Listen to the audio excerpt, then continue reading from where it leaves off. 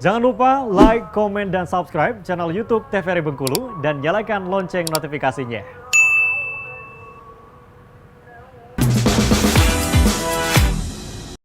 Halo pemirsa, bagaimana nih kabarnya hari ini? Semoga selalu dalam keadaan sehat walafiat dan tetap bersemangat. Hari ini jumpa lagi bersama saya Utkarna Fadini, tentunya dalam acara Opini Obrolan Pas di sini.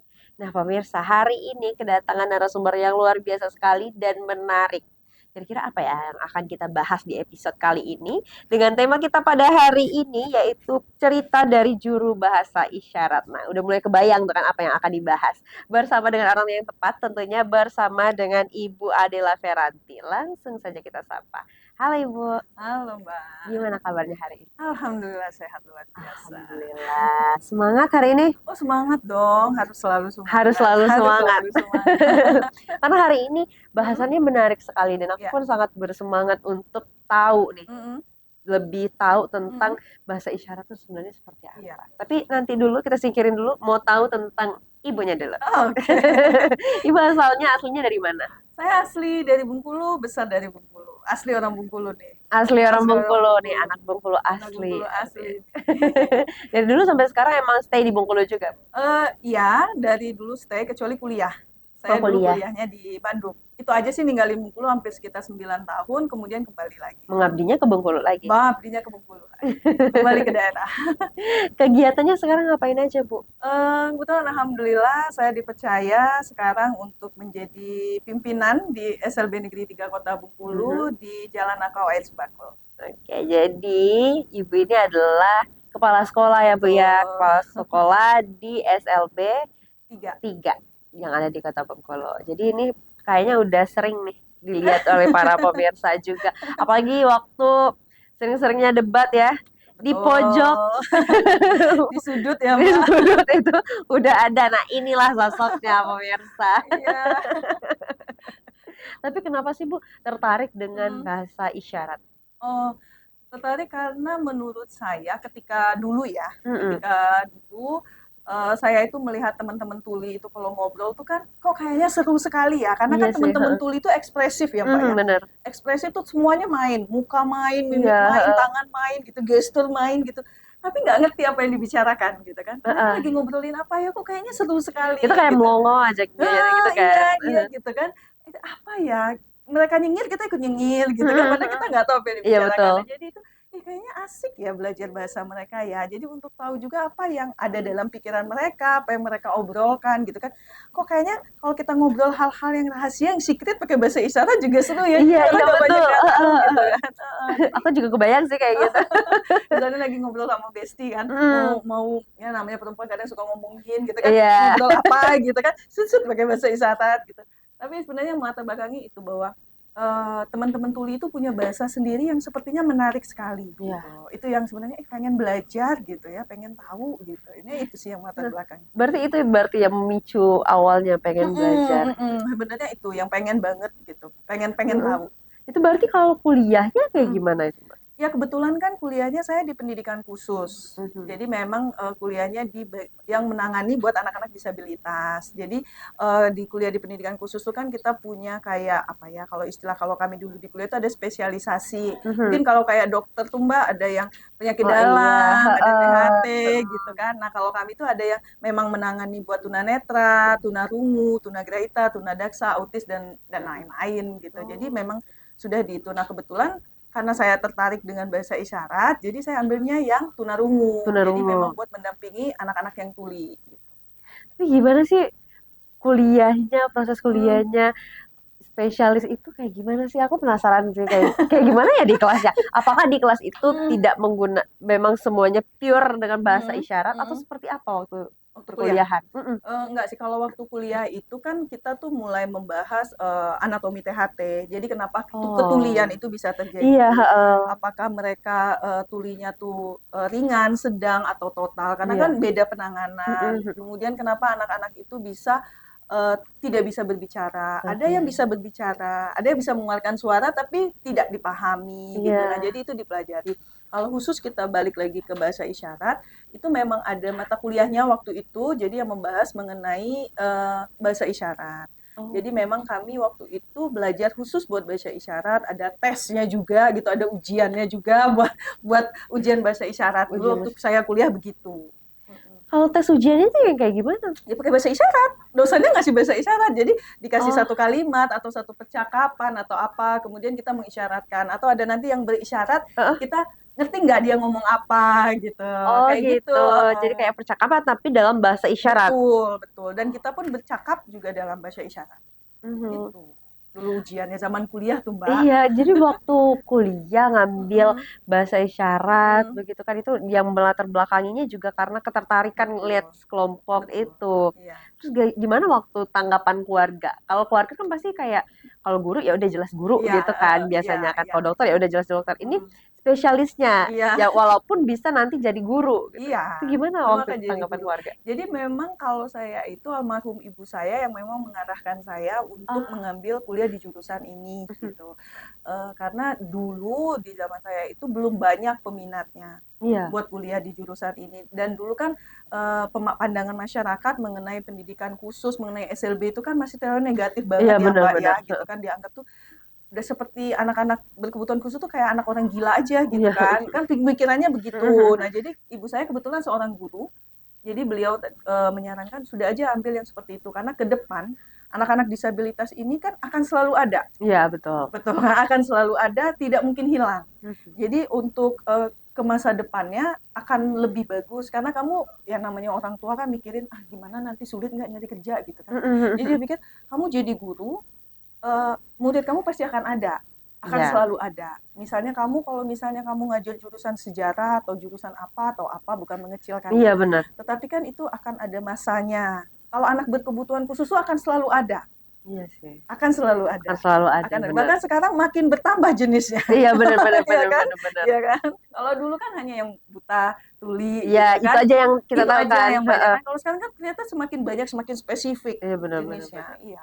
Oh begitu ya. Jadi kalau keluarga yang ngedukung emang Ngedukung. dari keluarga yang Emang dari mendorong keluarga. sebenarnya. Iya. Dan ibu pun memang udah yakin juga untuk sana gitu ya. Sebenarnya nggak yakin awalnya. Oh iya, awalnya jadi belum Iya ada kan kayak kita kan kayak namanya tamat SMA gitu kan, ya, masih belum labil tahu kan. juga Iya, mau kemana iya pengennya gitu itu kan kan. kuliahnya di jurusan-jurusan yang familiar Aha, kan, soalnya pasti. gitu kan. Heeh. Tapi ketika dijalanin, ternyata asik gitu. Ternyata dunianya seperti ini gitu. Di hal dunia yang baru banget, yang belum pernah banget Mbak, aku belum pernah banget menyentuh hal itu karena Iya.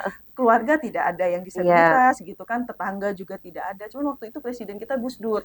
Oh. Nah, jadi kata ibu, ini kayak itu lihat tuh katanya Pak Presiden saja yang disabilitas bisa menjadi presiden waktu itu. Oh iya ya, gitu kan. motivasinya besar juga nih. Iya gitu kan, karena Iya. kan Gus Dur kan tunanetra kan, Iya, benar. gitu kan, Bapak Presiden kita. Jadi waktu itu ibu saya bilang, jadi tidak ada yang tidak mungkin, tidak ada yang tidak mungkin. Itu sih sebenarnya yang iya ya saya mikirkan waktu itu. Jadi pemikiran Jadi itu ya. pemikiran juga ya, ketika sudah kuliah terus di dalam asik loh. Iya, gitu. asik ternyata Asik ya. ternyata. Seru. Kayaknya seru banget, sih. Dan seru nggak banget. berisik ya. Nggak berisik. Kalau kita kan biasanya ngerumpi itu ya udah berisik pasti kan. Nggak berisik, nggak Nggak berisik, nggak berisik. Dan juga kuliahnya ketika juga ketemu sama anak-anak tuli di sekolah dan lain juga asik banget. Asik banget Mbak. Ya makanya saya bilang kadang-kadang stereotip masyarakat yang karena belum pernah terjun. Iya betul. Belum pernah terjun, belum pernah ngobrol secara langsung gitu kan. Jadi berpikirnya seperti itu. Kalau misalnya udah tuh Seru. seru. Sama aja kayak yang Sama lainnya. aja. Gitu. Apalagi kalau misalnya kayak Mbak juga sudah memahami tentang bahasa isyarat, ngobrolnya malah makin seru kan? Iya, ya pasti sih. Iya kan? Kayak kita ngobrol biasa Pertama aja. dia nggak berisik, kedua orang lain nggak tahu apa yang kita Nggak ngobrolin. ngerti apa yang kita obrolin. Betul. Rahasia kita terjamin. Iya, rahasianya terjamin.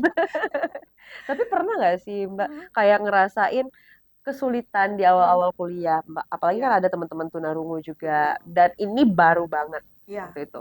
Pernah ngerasain kesulitan nggak? Kesulitan iya, selalu pasti kalau untuk pertama itu pasti sulit.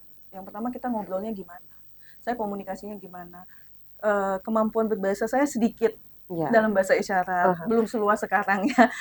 Namanya baru, masih sedikit, paling hanya tahu nama. Kemudian mengabjadkan diri sendiri gitu, tapi untuk bahasa yang lebih luas gitu, lebih rumit itu kan belum gitu. Jadi sebenarnya banyak juga belajar sih dari teman-teman tuli gitu kan, bahwa kadang saya apa ya bahasa isyaratnya apa, kadang kita tuliskan oh ini isyaratnya begini, misalnya oh begitu. Jadi nambah lagi ilmu, Oh, nambah jadi lagi ilmu gitu. jadi apa sekalian belajar ke Iya, mereka. sekalian belajar karena kan kan kalau misalnya ya kayak kamus bahasa isyarat itu kan sama kayak kamus bahasa Inggris, Mhm. kamus bahasa Arab gitu. Ada keterbatasan juga terkadang untuk beberapa kata yang mungkin memang belum masuk di situ dan Iya, ketika pembuatan kamus itu mungkin kata itu belum belum belum belum dibaca familiar gitu ya. ya Heeh, heeh. kan, jadi belum dicetak. Itu nanya ke teman-teman tuli gitu. Oh, Iya, oke. kayak gitu. Jadi seru juga ya. Maksudnya kayak pelajarannya itu double-double gitu loh. Betul, betul, Terus betul. berarti ya sembari pelajari bahasa Indonesia juga berarti ya. Mm-mm, Terus juga diaplikasikan mm-mm. dengan bahasa isyarat gimana Diaplikasikan dengan bahasa yang isyarat. benar gitu ya. Iya, iya. Kalau bicara tentang kamus nih, kalau kan ada tuh kata-kata yang ketika digabungkan Mm-mm, dia nggak bisa dengan apa pisah-pisah mm-mm. gitu loh. Nah itu Ada ada nggak sih? awal kalimat, Iya awal iya. kata akhir. Iya, iya, Itu iya. ada nggak ya kayak gitu juga di Ada, bahasa isyarat? ada. Jadi kalau misalnya kayak meng, meng, atau misalnya Ah, apa misalnya kata yang digabungkan misalnya ah, gitu ya, memperhatikan, iya. misalnya gitu ya, Ah. memperhatikan. Nah, jadi Oh, akhiran kan, kalau kan? akhiran dia Ah. selalu begini, kalau awal dia selalu begini awal kata. Apa misalnya apa gitu Oh hurufnya. karena ini M ya, Awal ya ini M. ini Jadi M ya. misalnya kita memperhatikan. Nah, ini kan Oh huruf oke. K itu. Jadi Kak kalau kalau teman-teman tuh dia tahu kalau begini, oh ini berarti akhir. akhir. Ini awal memperhatikan gitu. Ah gitu. Iya, ada Mbak, Ah. ada. Ada. Tapi apa sih yang buat rumit? Bukan buat rumit ya, yang Tantangan. tantangannya, Mm-mm. ya sulitnya belajar bahasa isyarat tuh apa kalau menurut Ibu sendiri? Kesulitannya yang pertama kalau kita menemukan kata-kata baru yang tidak sering digunakan. Seperti kata-kata di bidang Contohnya? politik. Ah, Kayak pilkada tuh iya, kemarin. heeh. Itu kan kata-kata itu kan jarang buat jadi obrolan Iya sehari-hari anak betul tuli betul kan betul. gitu kan. Yang namanya bidang politik kan anak tuli kan nggak setiap hari Iya membahas tentang betul. bidang politik. Dan Nah nggak itu semua juga nggak yang baca. semua juga gitu kan, kayak transformasi gitu Mm-mm. kan, terus pertumbuhan penduduk itu kan Iya, jarang banget heeh. kan jadi obrolan anak tuli. Nah jadi saya pun karena jarang menggunakan, kadang-kadang saya masih nyontek kamu juga bahasa sekali apa ya itu karena jarang jarang buat jadi Iya obrolan. benar.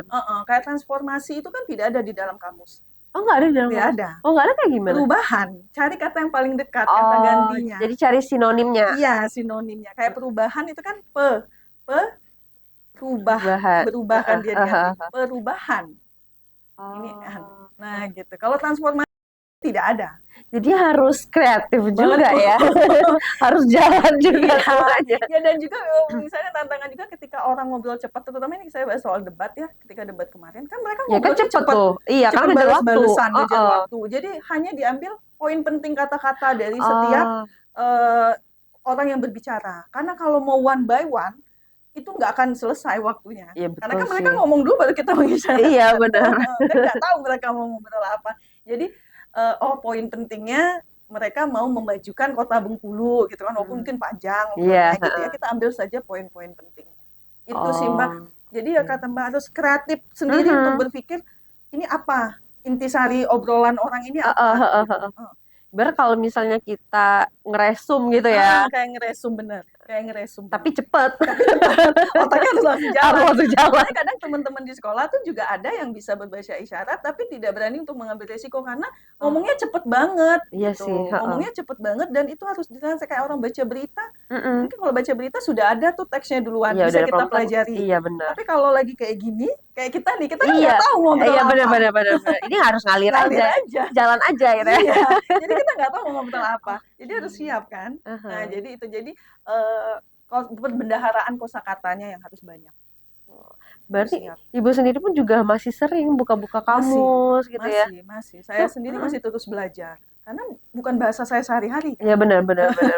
Ketemunya kalau sama anak-anak tuli atau teman-teman tuli aja. Baru digunakan. Itu pun ngobrol biasa kan. Iya benar.